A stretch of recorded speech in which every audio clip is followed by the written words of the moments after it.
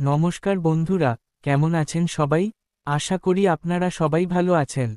আজ আমি আলোচনা করব 11ই মার্চ দেবগুরু বৃহস্পতি মার্গী হওয়ার ফলে মীন রাশির জাতক ও জাতিকাদের জীবনে কী প্রভাব পড়বে। তাই মনোযোগ দিয়ে শুনুন। বন্ধুরা, দেবগুরু বৃহস্পতি জ্যোতিষশাস্ত্রে অত্যন্ত শুভ গ্রহ হিসেবে বিবেচিত। তিনি জ্ঞান, ধর্ম, ভাগ্য, সমৃদ্ধি এবং শুভ ফলের কারক। যখন বৃহস্পতি বক্রী অবস্থায় থাকেন তখন অনেক সময় কাজের ক্ষেত্রে বাধা, মানসিক অস্থিরতা এবং পরিকল্পনায় বিলম্ব দেখা যায়। কিন্তু 11ই মার্চ বৃহস্পতি মার্গী হওয়ার ফলে মীন রাশির জাতক ও জাতিকাদের জীবনে ধীরে ধীরে শুভ পরিবর্তন শুরু হতে পারে। প্রথমেই বলি কর্মক্ষেত্রের দিক থেকে, যারা চাকরি করছেন তাদের কর্মক্ষেত্রে ধীরে ধীরে উন্নতির সম্ভাবনা তৈরি হবে।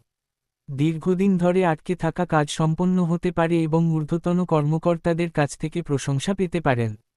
নতুন কাজ বা নতুন দায়িত্ব পেতে পারেন। অর্থনৈতিক দিক থেকে, বৃহস্পতির মার্গী হওয়ার ফলে ধনাগমের নতুন পথ তৈরি হতে পারে। যারা ব্যবসা করছেন তাদের ব্যবসায় উন্নতি হতে পারে এবং লাভের সম্ভাবনা বাড়বে। হঠাৎ কোনো আর্থিক সুযোগও পেতে পারেন। শিক্ষা ও জ্ঞানের ক্ষেত্রে, শিক্ষার্থীদের জন্য এই সময়টি ভালো হতে পারে। পড়াশোনায় মনোযোগ বাড়বে এবং পরীক্ষায় ভালো ফল করার সম্ভাবনা রয়েছে। নতুন কিছু শেখার আগ্রহ বৃদ্ধি পেতে পারে।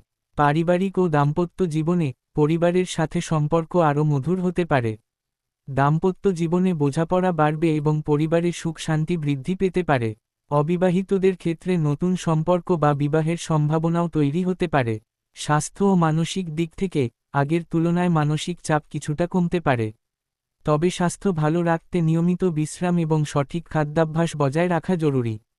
সব মিলিয়ে বলা যায়, 11ই মার্চ দেবগুরু বৃহস্পতি মার্গী হওয়ার ফলে মীন রাশির জাতক ও জাতিকাদের জীবনে ধীরে ধীরে শুভ সময় শুরু হতে পারে। তবে যে কোনো কাজে ধৈর্য এবং পরিশ্রম বজায় রাখা খুবই গুরুত্বপূর্ণ। বন্ধুরা, আজকের মতো এই পর্যন্তই। যদি এই আলোচনা আপনাদের ভালো লেগে থাকে তাহলে অবশ্যই লাইক, কমেন্ট এবং সাবস্ক্রাইব করতে ভুলবেন না। সবাই ভালো থাকুন, সুস্থ থাকুন। নমস্কার। নমস্কার জপের মালা।